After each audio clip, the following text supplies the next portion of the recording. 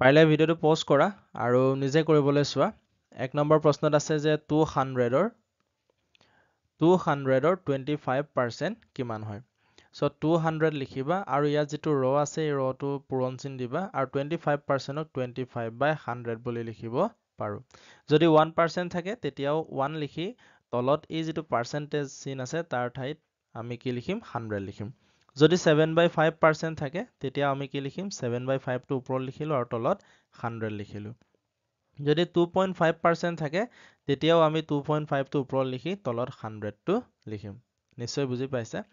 তেতিয়া ইয়াত 200 টো ওপৰত আছে আৰু তলত 100 টো আছে। That means ইয়াৰ দুটা শূন্য আৰু ইয়াৰ দুটা শূন্য আমি কটাকটি কৰিব পাৰো। এতিয়া আমাৰ থাকিলে 2 আৰু এফালে 25, 25 থাকিলে 2 25 চং 50. Option B is the correct answer. Next, যদি কোনো সংখ্যাৰ 45% 90 হয় তেন্তে সংখ্যাটো কিমান? আমাক কি উলিয়াবলৈ কৈছে? সংখ্যাটো উলিয়াবলৈ কৈছে আৰু সদায় মনত ৰাখিবা যে সংখ্যাটোতো এটা সম্পূৰ্ণ বস্তু হ'ব হয়নে? সো সম্পূৰ্ণ বস্তুক আমি সদায় কি বুলি ধৰিব লাগিব? 100% বুলি ধৰিব পাৰো। ঠিক আছে। সো ইয়াত কি কৈছে 45% টো কিমান হয় বুলি কৈছে? 90 হয়। অৰ্থাৎ 45% টো কি হয় বুলি কৈছে? 9 এনেকে লিখিব পাৰিম। তেতিয়া তোমাক উলিয়াবলৈ কৈছে সংখ্যাটোনো কি? 100% উলিয়াই দিয়া 100%। এতিয়া তললৈ ইয়াত যিটো থাকে সদায় ইয়াত যিটো থাকিব সেইটো তললৈ আহিব। তাৰপিছত এই পাৰ্টটো পূৰণ চিন দি পিনি 100 টো ইয়াত লিখি দিব পাৰিম। এতিয়া তুমি যদি চোৱা 90 টো ওপৰত আছে 45 টো তলত আছে 45ৰে 90 টো হৰণ যায় কেইবাৰ যায়? 2 বাৰ যায়। That means তলত 1ৰ বাহিৰে আৰু বেলেগ সংখ্যা নাই। গতিকে লিখিব পাৰিম 2 পূৰণ 100 200 হ'ব। So option B is the correct answer.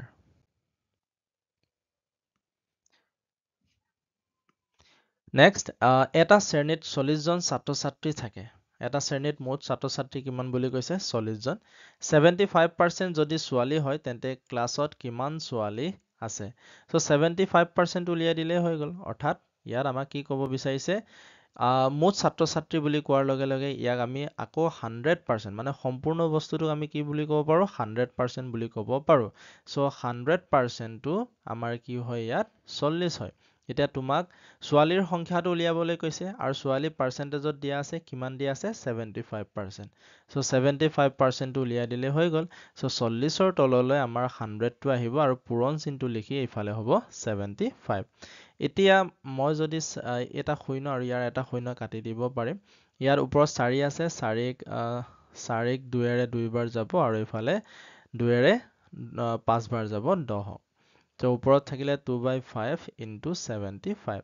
আকৌ 5ৰে 75ক 5 15 75 বুলি আমি জানো। So 2 পূৰণ 15 থাকিলে 2 15 কিমান? 30. Option A. মানে ক্লাছত এতিয়া কিমান ছোৱালী আছে বুলি ক'লে? 30 জনী ছোৱালী আছে। বুজি পাইছে? ইয়াক আমি চিম্পলি এনেকেও কৰিব পাৰিলোহেঁতেন যে 40ৰ 75% এনেকে ডাইৰেক্ট উলিয়াই দিলে হ'ল। 40ৰ 75%, ইয়াৰ এটা শূন্য কটাকটি গুচি গ'ল। So 2ৰে এফালে 2 2 গুণ 4 এফালে 2ৰে 2 5 গুণ 10। 5ৰে আকৌ 75 টো কাটিলে 5 15 75, 2 আৰু 15 পূৰণ কৰিলে কিমান হ'ব? 30 হ'ব। So দুটা মেথডত এইখিনি কৰিব পাৰো। তোমালোকে যিটো কমফৰ্টেবল পোৱা, যিটোত ইজি বুলি ভাবা এইটোত কৰি পেলাবা। আৰু বুজি পোৱাৰ ওপৰত নিৰ্ভৰ কৰে, প্ৰশ্নটো ভালকে পঢ়ি ল'ব লাগে এইকাৰণে। নেক্সট, যদি এখন কিতাপৰ দাম 20% বৃদ্ধি পায় আৰু নতুন দাম 120 হয় তেন্তে মূল দাম কিমান আছিল? মেইন যিটো প্ৰাইচটো আমাক উলিয়াবলৈ কৈছে, অৰিজিনেল যিটো প্ৰাইচ। চ' অৰিজিনেল প্ৰাইচটো আমি সদায় কি বুলি ধৰিম? 100%. কি বুলি ধৰিম? 100%, মানে অৰিজিনেল প্ৰাইচটো সম্পূৰ্ণ বস্তুটো আছিলে। চ' 100% বস্তুটো কিমান বৃদ্ধি পালে? বৃদ্ধি পালে মানে যোগ কৰি দিব লাগে 20%. 20% যোগ কৰিলে আমাৰ কি হয়গে? 120% হৈ যায়। চ' এই 120%টোৱে আমাৰ কি হ'লগে বুলি কৈছে? 120 হ'ল। কিমান হ'ল? 120. এতিয়া তোমাক অৰিজিনেল যিটো প্ৰাইচটো উলিয়াবলৈ কৈছে আৰু অৰিজিনেল প্ৰাইচটো কিমান আছিলে? 100%. এইটো উলিয়াই দিয়া। চ' 120ৰ তললৈ এই যিটো 120 আছে এইটো নামি আহিব আৰু 100%টো আমাৰ 100টো পূৰণ কৰি তাত লিখি দিম। এতিয়া 120 আৰু 120 কটাকটি গ'ল। আমাৰ থাকিলে 100, অৰ্থাৎ আমাৰ যিটো মেইন প্ৰাইচ, অৰিজিনেল প্ৰাইচটো কিমান হ'ব? 100. Option A. এজন ফল-মূল বিক্ৰেতাই ওকে ইংটো চেঞ্জ কৰি লৈছো বিক্ৰেতাৰ হাতত 400টা আপেল থাকে মানে আছে আৰু ইয়াৰে 25% আপেল পচি যোৱা মানে বেয়া হৈ গ'ল তেওঁৰ হাতত কিমান ভাল আপেল আছে উলিয়াবলৈ কৈছে টোটেল কিমান আছিলে 400 400ৰ পৰা কিমান বেয়া হৈ গৈছে বিয়োগ কৰিব লাগিব বেয়া হৈ যোৱাটো তেতিয়া 400ৰ 25% উলিয়াই দিম 25% আকৌ 20 by 100 লিখিব পাৰো ইয়াৰ দুটা শূন্য কটাকটি গুচি গ'ল তেতিয়া ইয়াত আছে 400 বিয়োগ 4 আৰু 25 পূৰণ কৰিলে কি হ'ব 4 25 100 400ৰ পৰা যদি 100 গুচি যায় তেতিয়া কিমান থাকিলে 300 option B is the correct answer আৰু এটা মেথডত ইয়াক আমি কৰিব পাৰো ইয়াত টোটেল যিটো আপেল আছিলে এটো কিমান হ'ল 400টা আৰু ইয়াক আমি সদায় কি বুলি টোটেলটোক আমি 100% বুলি ধৰিব পাৰো এতিয়া 100%ৰ বস্তুটোত 25% বেয়া হৈ গ'ল মানে বিয়োগ কৰি দিম 100%ৰ পৰা 25 গুচি গ'লে আমাৰ থাকিব 75% সো এই 75%টো আমাৰ কি হ'ল ভাল আপেল তো ইয়াৰ মানটোকে উলিয়াবলৈ আমাক কৈছে এতিয়া চোৱা 100%ৰ বস্তুটো মানে এই যিটো 400 আছে ইয়াক 100% বুলি লিখিব পাৰো এতিয়া 75% উলিয়াই দিলে হৈ গ'ল সো 400ৰ তললৈ আমাৰ যিটো 100 আছে এটো নামি আহিব আৰু ইয়াত যিটো 75 আছে এটো এফালে থাকি যাব পূৰণ হয় দুটা শূন্য ইয়াৰ দুটা শূন্য কটাকটি গ'ল 4 আৰু 75 হ'ল আৰু ইয়াকো যদি আমি পূৰণ কৰো তেতিয়াও কিমান পাম 300 পাম সো দুইটা মেথডে ভাল হয় সো যিটোত তোমালোকে ইজি পাইছা এটোত কৰিলেই হৈ গ'ল এখন বিদ্যালয়ৰ 75% ছাত্ৰ-ছাত্ৰীয়ে পৰীক্ষাত উত্তীৰ্ণ হৈছিল ঠিক আছে সো যিমান ছাত্ৰ-ছাত্ৰী দিছিলে তাৰ 75% হে কি কৰিছে পৰীক্ষাত উত্তীৰ্ণ হৈছে আৰু ফেইল কৰা ছাত্ৰ-ছাত্ৰীৰ 25% অনুপস্থিত আছিল ঠিক আছে মুঠতে যদি 800 ছাত্ৰ-ছাত্ৰী আছিল তেন্তে কিমানজন ছাত্ৰ-ছাত্ৰী অনুপস্থিত আছিল উলিয়াবলৈ কৈছে সো অনুপস্থিত হোৱা ছাত্ৰ-ছাত্ৰীৰ সংখ্যা কিমান দিছে 25%ত দিছে এটো সংখ্যাত দিয়া নাই পাৰ্চেন্টেজত দিছে ওকে সো টোটেল কিমান আছিল টোটেল তোমাৰ 800 ছাত্ৰ-ছাত্ৰী আছিল সো 800ক আমি কি বুলি ধৰিব পাৰিম 100% বুলি আমি ধৰিব পাৰিম 100% is equal to আমি কি বুলি ধৰিম 800 ধৰিম তাৰ পিছত তোমাক কৈছে যে 75% হে কি হ'ল পৰীক্ষাত পাছ কৰিছে অৰ্থাৎ 100%ৰ পৰা মই যদি 75%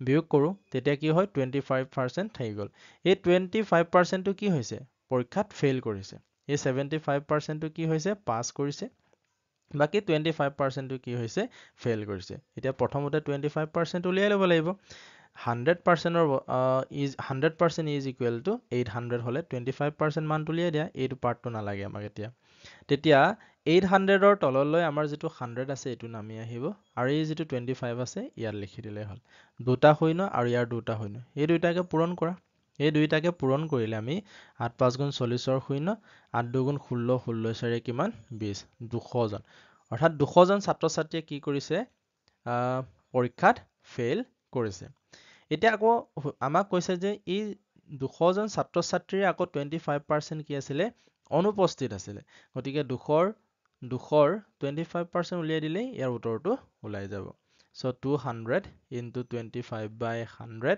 এইটো কাটিলে দুইবাৰ যাব বা দুটা শূন্য গুচি গ'ল 2 থাকিব তেতিয়া 2 আৰু 25 পূৰণ কৰিলে কিমান হৈ যাব 2 পূৰণ 25 2 25 50 option A is the correct answer বুজি পাইছা নিশ্চয় নেক্সট ইন্টাৰেষ্টিং কুৱেশ্যনছটো এনেকুৱা যে প্ৰতি বছৰে এখন গাড়ীৰ মূল্য 10% হ্ৰাস পায় মানে কমি যায় কমি যোৱা মানে কি কৰিব লাগিব বিয়োগ কৰিব লাগিব যদি ইয়াৰ বৰ্তমান মূল্য 81000 হয় তেন্তে দুবছৰ আগতে ইয়াৰ মূল্য কিমান আছিল সো 2 বছৰ ইয়াত কমি 81000 হৈ গলগে সো 2 বছৰ আগত যেটো আমাৰ অৰিজিনেল প্ৰাইস আছিল ইয়াক আমি 100% বুলি ধৰিব পাৰো কাৰণ এটো আছিল সম্পূৰ্ণ বস্তুটো হয়নে সো 100%ৰ পৰা প্ৰথম কি কৰিলে 10% বিয়োগ কৰিলে সো 100ৰ 100%ৰ পৰা আমি ডাইৰেক্ট 10% বিয়োগ কৰিব পাৰো কাৰণ 100ৰ মই যদি 10% আকৌ উলিয়াও তেতিয়াও 10% পাওঁ এইকাৰণে 10% আমি ডাইৰেক্ট 100 হলে বিয়োগ কৰিব পাৰিম তেতিয়া আমাৰ কি হ'ল 90% সো এইটো প্ৰথম বছৰ 10% কমাৰ পিছত আমাৰ প্ৰাইসটো কিমান হ'বগে 90% হ'বগে 90% পৰা আকৌ 10% বিয়োগ কৰিব লাগিব, কিন্তু এইবাৰ 10% বুলি ডাইৰেক্ট লিখি দিব নোৱাৰো। যদি 100 নাথাকে, 100 হলে আমি ডাইৰেক্ট পাৰ্চেন্টেজটো বিয়োগ কৰিব পাৰিম। 100ৰ সলনি যি বেলেগ সংখ্যা থাকিলে আমি ডাইৰেক্ট 10% বুলি বিয়োগ নকৰো। তেতিয়া কেনেকে কৰিম? এই 90%টোকে লিখি ল'বা, পূৰণ চিন দি পিনি ইয়াৰ পাৰ্চেন্টেজটো মানে 10% বিয়োগ কৰিব লাগে, চ' 10% উলিয়াই ল'ম।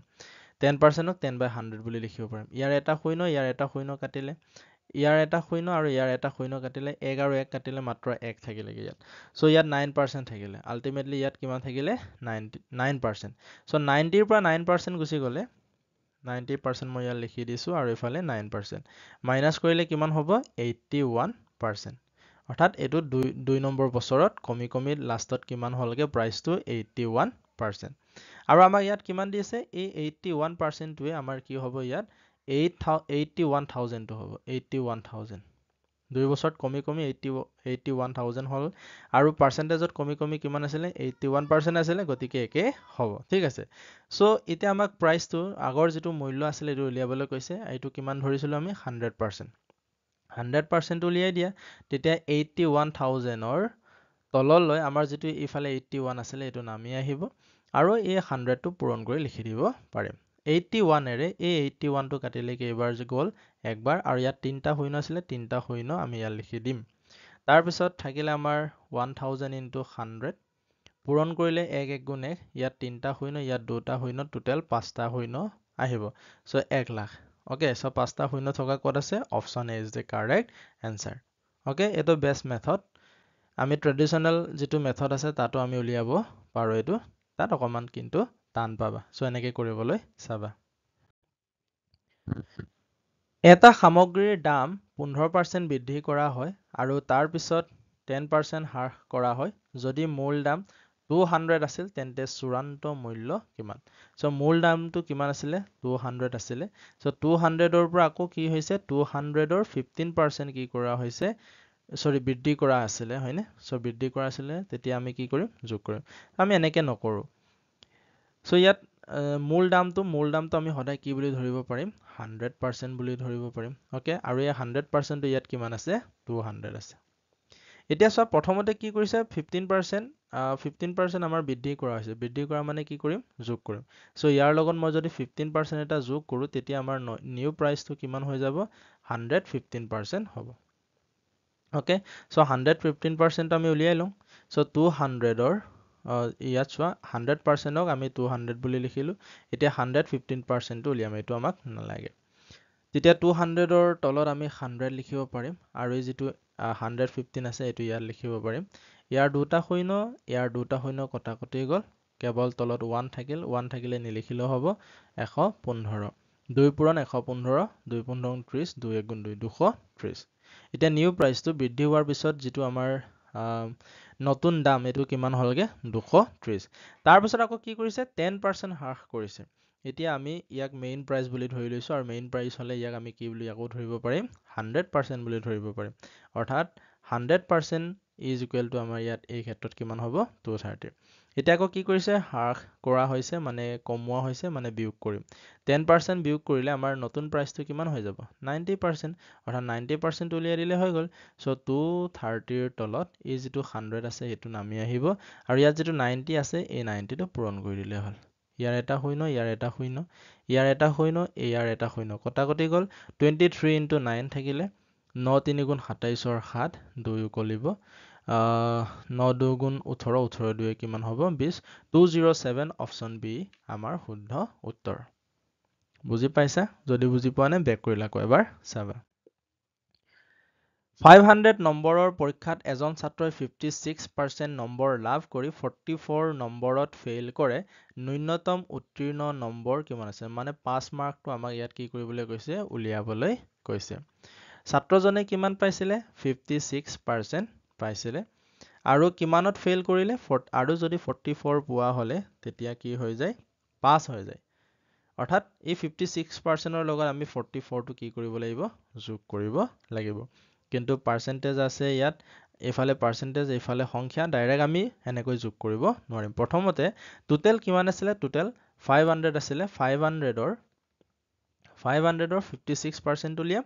তাৰপিছত যোগ কৰিম 44 so 500 into 56 by 100 পাৰ্চেণ্টেজৰ ঠাইত 100 লিখিম প্লাছ 44 এইটো লাষ্টত প্লাছ কৰি দিলেও হ'ব এতিয়া লিখি দিব নালাগে তেতিয়া ইয়াৰ দুটা শূন্য আৰু ইয়াৰ দুটা শূন্য কটাকটি গ'ল থাকিলে আমাৰ 5 into 56 5 6 গুণ 30 শূন্য 3 উকলিব 5 5 গুণ 25 25 3 কিমান হ'ব 28 280 আৰু 44 টো আমি প্লাছ কৰি দিম তেতিয়া কিমান হ'ব 4 হ'ব আৰু ইফালে 8 4 12 324 ইয়াত 324 হ'ব লাগিছিলে option D will be correct answer